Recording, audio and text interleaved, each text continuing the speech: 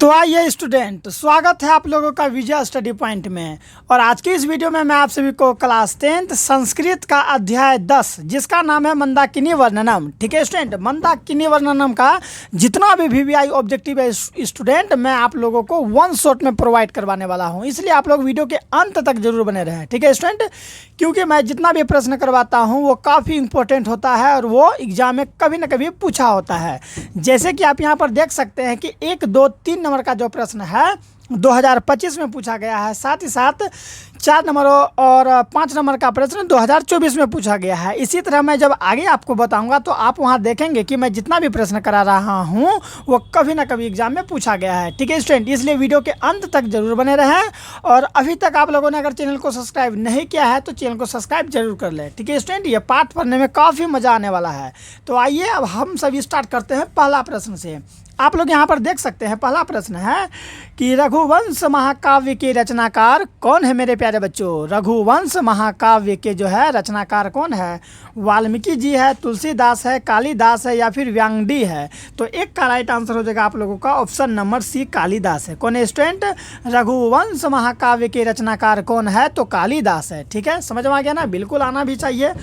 दूसरा प्रश्न है कि सीता को विशालाक्षी किसने संबोधित किया था? तो इसका राइट आंसर हो जाएगा राम जी ने। कौन स्टूडेंट? राम जी, जो प्रभु श्री राम थे वो माँ सीता को विशालाक्षी संबोधित किए थे। ठीक है, और यह प्रश्न 2025 में पूछा गया है। ठीक है, तीसरा नंबर का प्रश्न देखिए कि महर्षि वाल्मीकि ने मंदाकिनी वर्णनम पाठ में प्राकृतिक का वर्णन किस छंद में किया है? पूछ रहा है कि किस छंद में किया है। छंद एक हिंदी ग्रामर का टॉपिक है स्टूडेंट। ठीक है, इसे मैं पढ़ाऊंगा, आप लोग चैनल सब्सक्राइब करके रखिए। ठीक है, तो तीसरा का राइट आंसर हो जाएगा आप लोगों का ऑप्शन नंबर बी, अनुष्टुप। क्या है? अनुष्टुप। ठीक है, अनुष्टुप पढ़ेंगे इसको कि महर्षि वाल्मीकि ने मंदाकिनी पाठ में प्राकृतिक का वर्णन किस छंद में किया है? तो आप लोग याद रखिएगा अनुष्टुप छंद में किया है। अब देखिए चौथा नंबर का प्रश्न है कि नली नीम पद का अर्थ क्या होता है? बोलिए मेरे प्यारे बच्चों, नली नीम पद का अर्थ क्या होता है? तो ये जो पद है ना, इसका राइट आंसर होता है तालाब होता है स्टूडेंट। क्या होता है? तालाब को। समझ में आ रहा है ना? आ रहा है तो चैनल को सब्सक्राइब जरूर कर लें। अब देखिए हम लोग 5 नंबर का प्रश्न देखेंगे कि क्या है। हे कल्याणी संबोधन किसके लिए प्रस्तुत जो है कि किया गया है, यानी कि प्रयुक्त किया गया है। हे कल्याणी संबोधन किसके लिए जो है कि प्रयुक्त किया गया है? बोलिए ये किसके लिए प्रयुक्त किया गया है? सीता के लिए, लक्ष्मण के लिए, राम के लिए या फिर द्रौपदी के लिए? तो आप लोग याद रखेंगे मेरे प्यारे बच्चों, सीता के लिए। ठीक है, हे कल्याणी जो है ये किसके लिए संबोधित किया गया है? तो माँ सीता के लिए किया गया है। ठीक है, नेक्स्ट है कि संसित व्रता मनुष्य डैश डैश डैश उत्तिष्ठन्ते, रिक्त स्थान की पूर्ति उचित पद से करे। तो यहाँ पर जो है ना क्या भराएगा? आदित्यम भराएगा मेरे प्यारे बच्चों। ये जो रिक्त स्थान आप लोग देख रहे हैं ना, यहाँ पर आदित्यम भराएगा। अगला देखिए क्या है कि मंदाकिनी वर्णनम पाठ के कवि कौन है? मंदाकिनी वर्णनम पाठ के जो कवि है वो कौन है? तो वाल्मीकि है मेरे प्यारे बच्चों। कौन है? वाल्मीकि है। ठीक है, नेक्स्ट है कि मंदाकिनी, ठीक है, ये है ना, मंदाकिनी का अर्थ क्या है? बोलिए मेरे प्यारे बच्चों कि मंदाकिनी का अर्थ क्या होता है? तो मंदाकिनी का अर्थ होता है गंगा नदी। क्या होता है? मंदाकिनी का अर्थ गंगा नदी। ठीक है, अगला है कि मंदाकिनी वर्णनम पाठ में कहाँ की गंगा नदी का वर्णन किया गया है? तो आप लोग याद रखिएगा चित्रकूट की। ठीक है स्टूडेंट, चित्रकूट में जो गंगा नदी है ना उसी का वर्णन किया गया है मंदाकिनी पाठ में। स्टूडेंट मैं आपको बता दूं कि मैं डायरेक्ट आप लोगों को आंसर कराऊंगा, क्योंकि अगर ऑप्शन के साथ अगर पढ़ाऊँ तो काफ़ी टाइम लग सकता है। साथ ही साथ मैं आपको ये भी बता दूं कि पिछले अध्याय में इसके जितने भी ऑब्जेक्टिव प्रश्न थे ना स्टूडेंट, उसे मैंने समाप्त कर दिया है। अगर नहीं देखे हैं तो इसी वीडियो के डिस्क्रिप्शन में उसका लिंक दिया गया है, आप लोग जरूर देखेंगे। ठीक है, अब आइए 10 नंबर का कि मंदाकिनी वर्णनम पाठ के कवि कौन है? तो मंदाकिनी पाठ के जो कवि है ना वो है वाल्मीकि जी। कौन है? वाल्मीकि जी। वाल्मीकि अर्थात महर्षि वाल्मीकि। ठीक है, 11 का देखिए कि मंदाकिनी वर्णनम पाठ किस ग्रंथ से संकलित है मेरे प्यारे बच्चों? ये जो है ना ये पाठ ये किस ग्रंथ से संकलित है? तो रामायण ग्रंथ से संकलित है। ठीक है, ये प्रश्न देखिए 2018 में, 21 में और 24 में पूछा गया है, इसलिए आप कह सकते हैं कि sir this is very important question. आगे है कि नदियाँ समुद्र में कैसे मिलती है। जो भी नदियाँ होती है ना वो समुद्र में कैसे मिलती है, तो वो नाम और रूप को छोड़कर मिलती है। नाम और रूप को क्या होता है स्टूडेंट, छोड़कर वो किस में मिल जाती है, तो समुद्र में मिलती है। अगला है कि वनवास प्रसंग में राम सीता लक्ष्मण के साथ कहाँ पहुँचे थे। बोलिए, जब वनवास प्रसंग हो रहा था ना स्टूडेंट, तो वनवास प्रसंग में राम सीता लक्ष्मण के साथ कहाँ पहुँचे थे। चित्रकूट पहुँचे थे, स्वर्णकूट पहुँचे थे, या फिर यहाँ विचित्रकूट है ना, विचित्रकूट, चित्रकूट, पर्णकूट, तो इनमें से इसका राइट आंसर क्या होगा। तो इसका राइट आंसर हो जाएगा चित्रकूट पहुँचे थे। कहाँ पहुँचे थे, चित्रकूट। समझ में आ रहा है ना। याद रखिएगा कि वनवास प्रसंग में राम सीता लक्ष्मण के साथ कहाँ पहुँचे थे, तो चित्रकूट पहुँचे थे। समझ में आ गया ना। नेक्स्ट है कि मंदाकिनी नदी किस पर्वत के निकट है, बहती है, किस पर्वत के निकट बहती है, तो इसका राइट आंसर हो जाएगा चित्रकूट पर्वत के निकट बहती है स्टूडेंट। ठीक है, इस तरह से हम लोगों ने 15 प्रश्न नहीं बल्कि 14 प्रश्न समाप्त कर दिए। ठीक है स्टूडेंट। अब है 15 नंबर का प्रश्न। देखिए क्या है स्टूडेंट कि मंदाकिनी वर्णनम पाठ रामायण के किस कांड से संग्रहित है। किस कांड से संग्रहित है बताइए। तो इसका राइट आंसर हो जाएगा अयोध्या कांड से संग्रहित है। ठीक है मेरे प्यारे बच्चों। अब आइए हम लोग 16 नंबर का प्रश्न देखते हैं क्या है। कालिदास ने किस नदी का वर्णन किया। बोलिए मेरे प्यारे बच्चों, कालिदास जो है वो किस नदी का वर्णन किया, तो मंदाकिनी नदी का वर्णन किया। नेक्स्ट है कि मंदाकिनी वर्णनम पाठ में किस नदी का वर्णन है, तो मंदाकिनी वर्णनम में किस नदी का वर्णन है स्टूडेंट, तो मंदाकिनी नदी का ही वर्णन है। ठीक है, अगर ऑप्शन में गंगा रहेगा तो आप उसमें भी टिक मारेंगे। ठीक है, समझ में आ गया। जैसे कि अगर मंदाकिनी की जगह पर अगर क्या रहेगा, मंदाकिनी की जगह पर अगर रहेगा आप लोगों का गंगा, तो उसमें टिक मारेंगे। ठीक है, अब 18 नंबर का देखते हैं क्या है।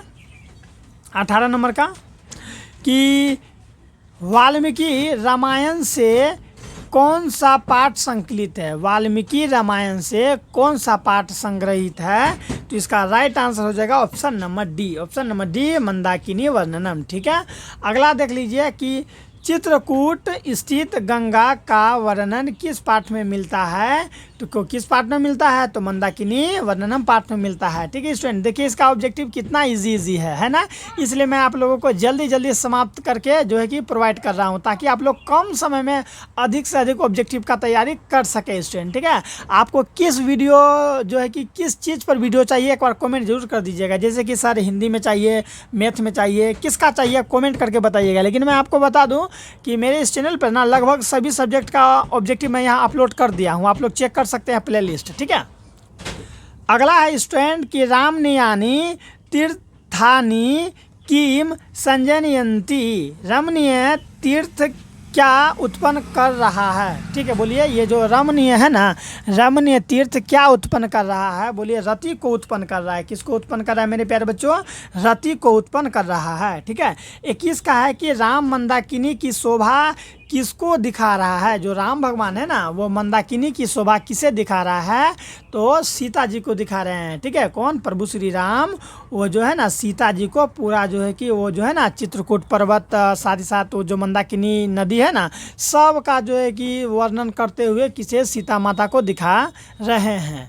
ठीक है, समझ में आ रहा है ना, बिल्कुल आ रहा होगा। अब आइए देखते हैं 22 नंबर का कि राम ने विशालाक्षी से किसको संबोधित किया है, तो सीता माता को। किसे संबोधित किया है, सीता जी को। अगला है कि मंदाकिनी में कौन स्नान करते हैं। मंदाकिनी में कौन स्नान करते हैं, देवता, ऋषिगण, जंगली पशु या फिर सज्जन। तो मंदाकिनी नदी में ना आप जब पढ़ेंगे इस पाठ को तो पता चलेगा कि ऋषिगण उसमें स्नान कर रहे हैं। ठीक है मेरे प्यारे बच्चों, कौन स्नान कर रहे हैं, ऋषिगण स्नान कर रहे हैं।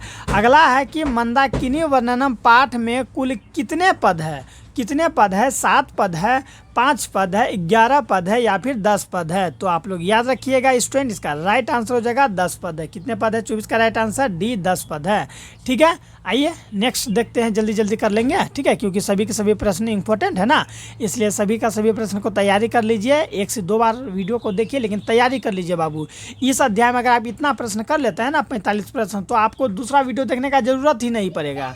मैं आपको ये वादे के साथ कह रहा हूँ। अगला है कि मंदाकिनी वर्णनम पाठ में कुल कितने पद है, तो 10 पद है। फिर है कि मनुष्या ऊर्ध्वाबाहवाः नियमात डैश डैश उपनिष्ठन्ते। यानी कि यहाँ पर पूछ रहा है कि क्या भराएगा, तो यहाँ पर क्या भरा सकता है आप बोलिए। तो 25 का राइट आंसर जो होगा ऑप्शन नंबर बी शोभनीय भराएगा। क्या भराएगा? 25 का राजनम भराएगा। क्या भराएगा? राजनम। ठीक है, हम इसको समझ रहे थे, ठीक है, उससे दिक्कत नहीं है।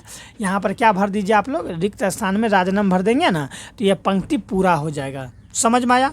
बोलिए आया समझ में? बिल्कुल आया होगा। आइए अब हम लोग आगे देखते हैं। ठीक है मेरे प्यारे बच्चों, मनुष्याः उदरबाहवः नियमात डैश डैश डैश उपनिष्ठन्ते। ठीक है, पूछ रहा है कि यहाँ क्या भराएगा, तो यहाँ पर भराएगा आदित्यम भराएगा मेरे प्यारे बच्चों। ये जो रिक्त स्थान है ना, यहाँ पर आदित्यम भराएगा। अगर आप यहाँ पर आदित्यम भर देते हैं ना, तो ये चीज़ पूरा हो जाएगा।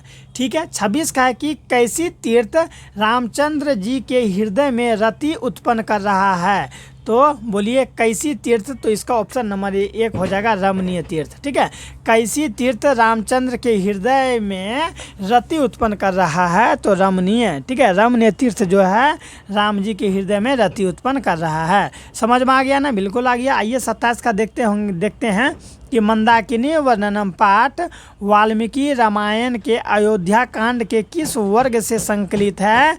तो इसका राइट आंसर हो जाएगा 95 वर्ग से संकलित है मेरे प्यारे बच्चों। क्या हो जाएगा? 95 वर्ग से संकलित है। नेक्स्ट है कि मंदाकिनी वर्णनम पाठ में राम किनको मंदाकिनी नदी दिखा रहे हैं। किनको जो है मंदाकिनी नदी दिखा रहे हैं, तो सीता माता को मंदाकिनी नदी दिखा रहे हैं राम जी। अगला है कि पूर्ववासात डैश डैश दर्शनम अधिकम महत्वपूर्णम। रिक्त स्थान में उचित पद भरे। तो रिक्त स्थान में उचित पद क्या भराएगा? चित्रकूटस्य भराएगा मेरे प्यारे बच्चों। क्या भराएगा? चित्रकूटस्य। अगला है 30 नंबर का, देख लीजिए क्या है। 30 का भी जल्दी जल्दी देखेंगे। जटाजिन्धाराः ऋषयः डैश डैश अवगहन्ते। रिक्त स्थान को उचित विकल्प से भरे। तो यहाँ पर क्या भराएगा मेरे प्यारे बच्चों? ऑप्शन नंबर बी भराएगा, मंदाकिनीम भराएगा। क्या भराएगा? मंदाकिनी। समझ में आ रहा है ना? बिल्कुल आ रहा है। चलिए 30 तक तो हम लोग देख ही लिए। अब जल्दी जल्दी जो है कि बाकी के प्रश्नों को भी देख लेते हैं, क्योंकि आपको पता है कि मैं जल्दी जल्दी ज़्यादा से ज़्यादा प्रश्न करवाने का प्रयास करता हूं। यानी कि कम समय में ज़्यादा प्रश्न तैयारी आप यहां से कर सकते हैं। रंग बिरंगे तटों, ठीक है, रंग बिरंगे तटों वाली नदी कौन है? तो मंदाकिनी है। रंग बिरंगो तट का अर्थ होता है किनारा वाली। ठीक है, रंग बिरंगा किनारा वाला अगर नदी है तो वो है मंदाकिनी। फिर है हंस सारस से शोभित कौन सी नदी है? तो हंस सारस से शोभित मंदाकिनी नदी है। समझ में आ रहा है ना? आइए आगे देखते हैं कि जल के बीच में कौन तैर रहा था? मुनि तैर रहा था, लता तैर रहा था, पत्ता तैर रहा था, या फिर सारस व फूल तैर रहा था। ठीक है, तो सारस और फूल जो है ना यही तैर रहा था। फिर है कि कौन सी नदी प्राकृतिक संपदाओं से घिरी हुई है? कौन नदी है जो प्राकृतिक संपदाओं से घिरी है? तो मंदाकिनी नदी जो है स्टूडेंट प्राकृतिक संपदाओं से घिरी हुई है। समझ में आ गया ना? फिर है कि विशाल नेत्रों वाली। विशाल नेत्रों वाली हम लोग सीता माता को कहते हैं। है यहाँ देखिए, विशाल नेत्रों वाली कौन है? तो विशाल नेत्रों, विशाल का मतलब हुआ बड़ा, नेत्र का मतलब हुआ आँख, यानी कि बड़ा आँख वाली अगर कोई है तो वो सीता है। ठीक है स्टूडेंट, जिसका आँख थोड़ा बड़ा रहेगा ना वो देखने में काफ़ी सुंदर होता है। जैसे कि माँ सीता, इसका आँख बड़ा है तो देखने में अच्छा लगेगा, लेकिन मैं आपको बता दूँ वो स्त्री होनी चाहिए। पुरुष का आँख बड़ा रहेगा तो ढोल लगेगा। ठीक है, ये मैं एक्स्ट्रा बता रहा हूँ। ठीक है, याद रखिएगा। अगला है कि मुनि लोग किनकी उपासना करते हैं? जो मुनि लोग हैं ना वो किसकी उपासना करते हैं मेरे प्यारे बच्चों? शिव का, सूर्य का, राम का, या फिर कृष्ण का? तो सूर्य का करता है। किसका करता है स्टूडेंट? सूर्य का। अगला स्टूडेंट, कौन नदी को दोनों ओर से घेरे हैं? बोलिए है स्टूडेंट, कौन है जो नदी को दोनों ओर से घेरे हैं? तो पर्वत जो है ना स्टूडेंट, अगर आप इस पार्ट के अकॉर्डिंग चलिएगा तो पर्वत जो है नदी को दोनों ओर से घेरे हुए हैं। ठीक है, याद रखिएगा। अगला है कि रामचंद्र जी ने शोभने, ठीक है, शोभने संबोधन का प्रयोग किसके लिए किया है? किसके लिए किया है? तो सीता जी के लिए किया है। किसके लिए किया है मेरे प्यारे बच्चों? सीता जी के लिए किया है। ठीक है, आगे देखिए क्या है। जटाजिन्धरा डैश डैश डैश वल्कलोत्तर वासस। ठीक है, इस श्लोकांश के रिक्त स्थान में कौन सा पद भराएगा। पूछ रहा है कि ये जो श्लोक है ना, इस श्लोक के रिक्त स्थान में क्या भराएगा, तो इसके रिक्त स्थान में ना काले भराएगा। क्या भराएगा मेरे प्यारे बच्चों, काले भराएगा। अगला है कि जटा और मृग चर्म कौन धारण किए हुए हैं। जटा और मृग चर्म कौन धारण किए हुए हैं, तो मुनि लोग किए हुए हैं। ठीक है, जटा कौन, छात्र जटा धारण करेगा और जो है कि मृग चर्म धारण करेगा, नहीं ना करेगा, तो मुनि लोग कर ले हैं। समझ में आ गया ना 40 का भी। अब आइए 41 का देखते हैं। क्या है कि दोनों भुजाओं को ऊपर कर कौन उपासना करते हैं। दोनों भुजाओं अर्थात दोनों हाथों को ऊपर करके कौन उपासना करते हैं, तो मुनि लोग करते हैं मेरे प्यारे बच्चों। कौन लोग करते हैं, मुनि लोग करते हैं। ठीक है, अब हम लोग का समाप्त होने ही वाला है, इसलिए अगर अभी तक आप लोगों ने चैनल को सब्सक्राइब नहीं किया है तो जरूर कर लेंगे। 42 का है कि कौन, ठीक है, कौन नृत्य के समान प्रतीत हो रहा है। स्टूडेंट कौन है जो नृत्य के समान प्रतीत हो रहा है, तो नृत्य अर्थात डांस के समान कौन प्रतीत हो रहा है, तो पर्वत। कौन हो रहा है स्टूडेंट, पर्वत। ठीक है, आगे देखिए क्या है कि मंदाकिनी नदी का जल किसके पीने से गंदा हो गया। मंदाकिनी नदी का जो क्या है जल है वो किसके पीने से गंदा हो गया। खरगोश के, गाय के, मोर के या फिर हरिन के। तो इसका राइट आंसर हो जाएगा हरिन के। ठीक है, हरिन के पीने से जो है मंदाकिनी नदी का जल क्या हो रहा है, गंदा हो गया है। समझ में आ गया ना। आगे देखिए 45 का, पहले 44 का देखते हैं।